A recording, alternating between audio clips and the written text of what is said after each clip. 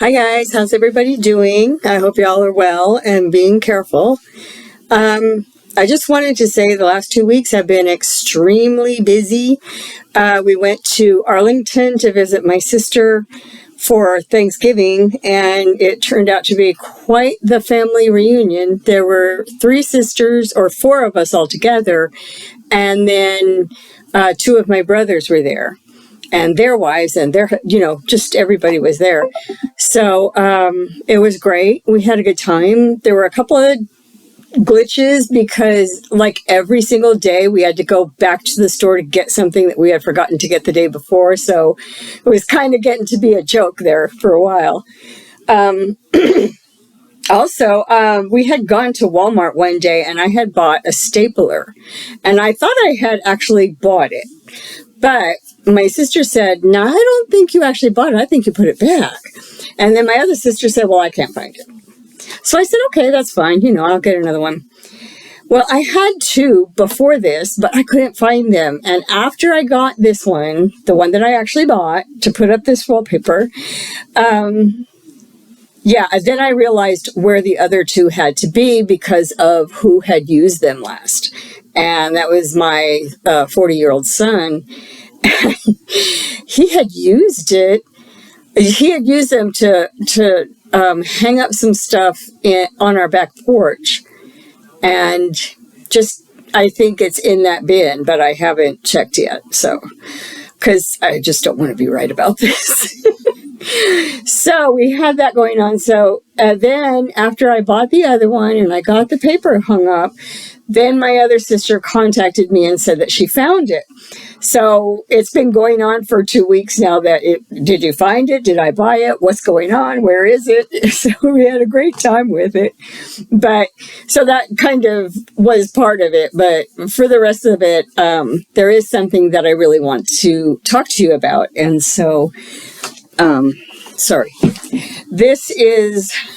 today is the 8th year since it's the anniversary of the time I gave a kidney to one of my husband's friends. I didn't know him well.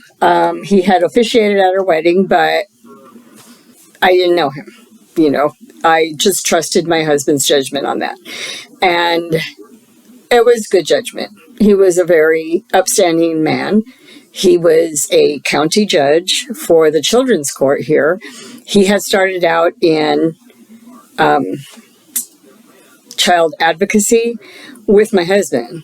And then he had gone on to become a lawyer, and then he went on to become a judge in the children's court. So he was helping to either give children back to their parents who had been taken from them or take them from them permanently so they wouldn't be hurt anymore. So it was a very important job, and he was a very good man. And I really had no problems with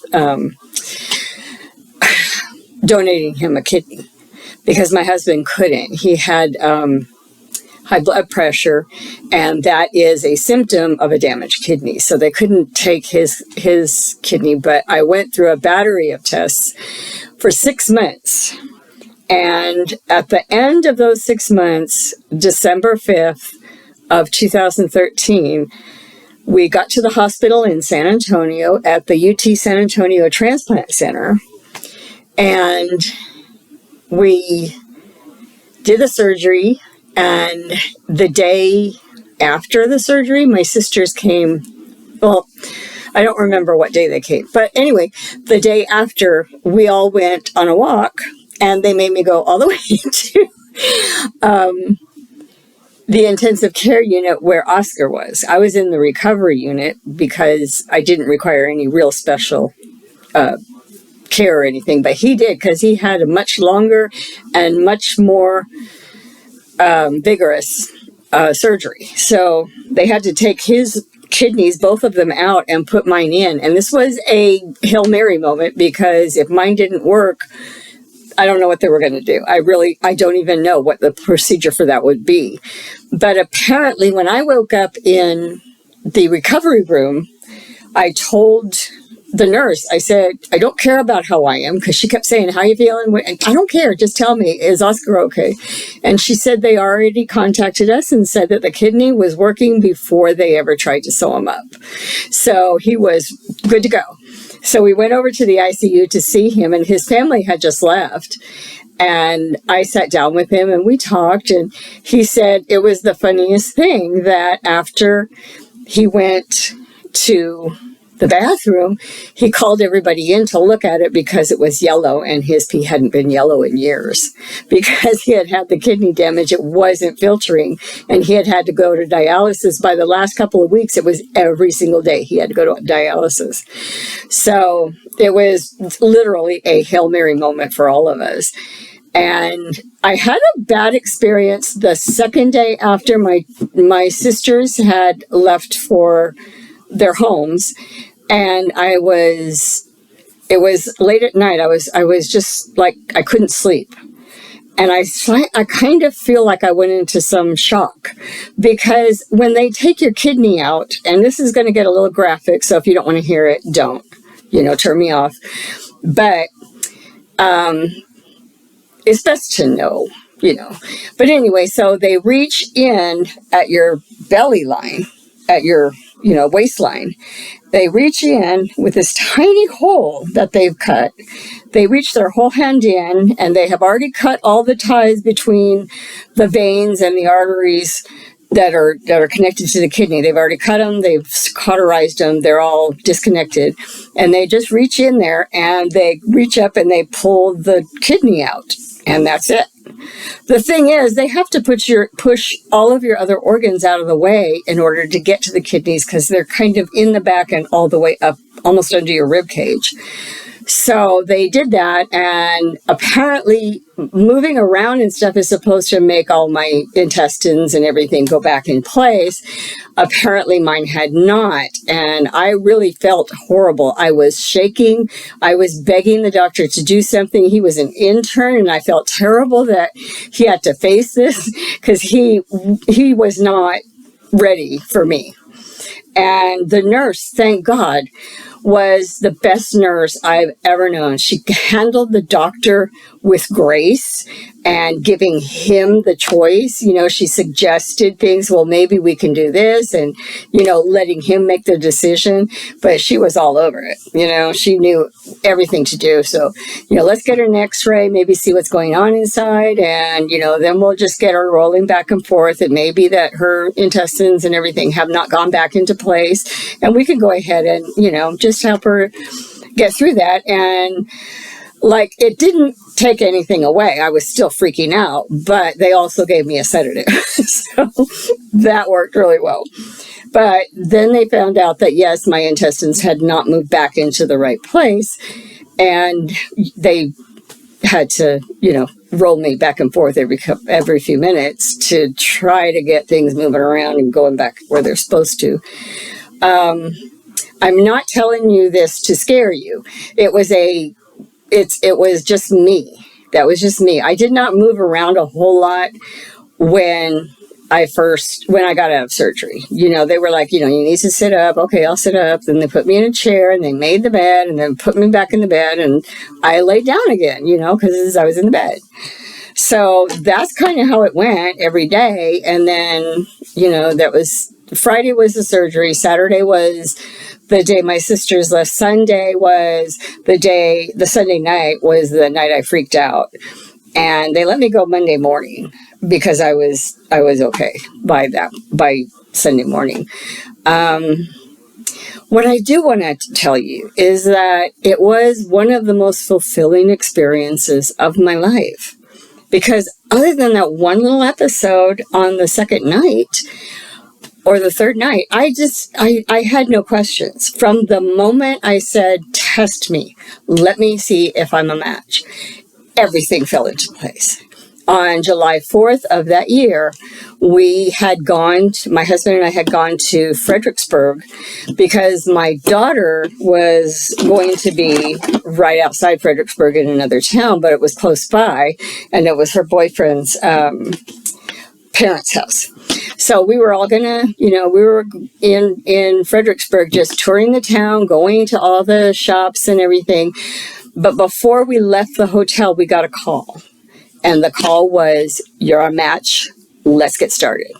So every few months, they sent me some vials that I had to get, I had to get blood drawn so that they could test, the levels of everything that I was doing. I was eating as well as I could. And I was really trying to take care of myself. I had just had my appendix out a couple months before that, so it was a little daunting to go through all those tests. But there was an EKG, a colonoscopy. There was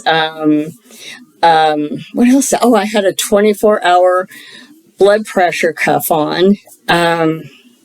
There was just all of these things. I had to have a CT for my kidneys, and the doctor was really upset about that because they had wanted the radiologist to measure the kidney and say, is it big enough? Is it going to be appropriate for him? And they didn't do that. But they said, it was perfectly normal. We'll go with that. And 7 years later, Oscar had been 7 years taking all of his medications that he was supposed to take for to slow his immune response, so he wouldn't reject my kidney. And everything was going really well. My kidney was working really well, and there was no problem at all until he caught COVID. And I'm not even going to say how he did. I don't know. I wasn't there. It's not my business. But once he was in the hospital, we all worried because he still had to take the anti-rejection meds, which were dampening his immune system. And he wasn't fighting off the infection. So I don't know what the doctors did, and I don't think anybody really knows what goes on there unless they work there, because so many people have said since then that their significant other or their child or their mother died in the hospital with nobody there because they couldn't let anybody in. And I thought to myself, I just feel like I would have fought that every step of the way. I would have totally fought that. I would have gotten a job as a housekeeper in the hospital so I could go up there and visit with my husband. I can't speak for other people, and I don't blame other people for their decisions. It's not my place. But it was indeed sad when December 3rd of last year, when his wife Martha called, she called to tell me that he had passed, but she hadn't dealt with it yet. And she actually had to call me a few days later and apologize. I don't know why she apologized, because, whatever reaction you have is okay for you. We're not going to judge you on that. But she called again and said, I really didn't process it, and now I have, and he's gone. And I had already cried my freaking eyes out by this time, so I was just being there for her. And for the first few weeks, I sent her a card like every week, just so she would know that we were thinking about her, that she wasn't alone, and that she had someone that she could contact. And many times she had called and said thank you, or she wrote a note on Facebook, "Thank you so much. It was exactly what I needed." I don't know how you know that, but it was exactly what I needed, so thank you so much. And I did not get to go to his funeral. I someday would love to go to his gravesite and bring him flowers and tell him how much we all miss him.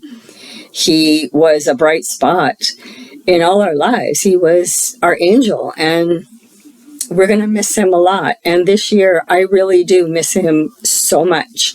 He was such an upstanding young man. He had an intensity of purpose and an intensity of love for everyone that was in his life.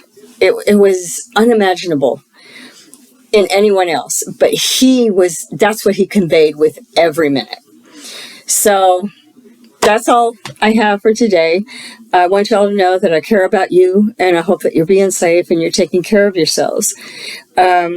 Just wanted to, dress up for the season. I don't I don't want to say anything to anybody about their religion or what they do. I'm just saying this is our winter, you know, whatever that thing is called, you know, the backdrop. But it's actually just wrapping paper for, you know, that winter holiday. And whichever winter holiday you celebrate, I hope very much that it is blessed for you and that everything that happens is just wonderful. And I really want to say thank you for being here, for watching, for listening. And don't forget to like and subscribe, and let me know anything you want me to talk about. If there's something I said wrong, I definitely want to know, because I know I don't know everything. So I know that my glasses are causing a problem with the reflection, and I don't like it, but there's not a whole lot I can do about it until I get some contacts. So I'm working on that.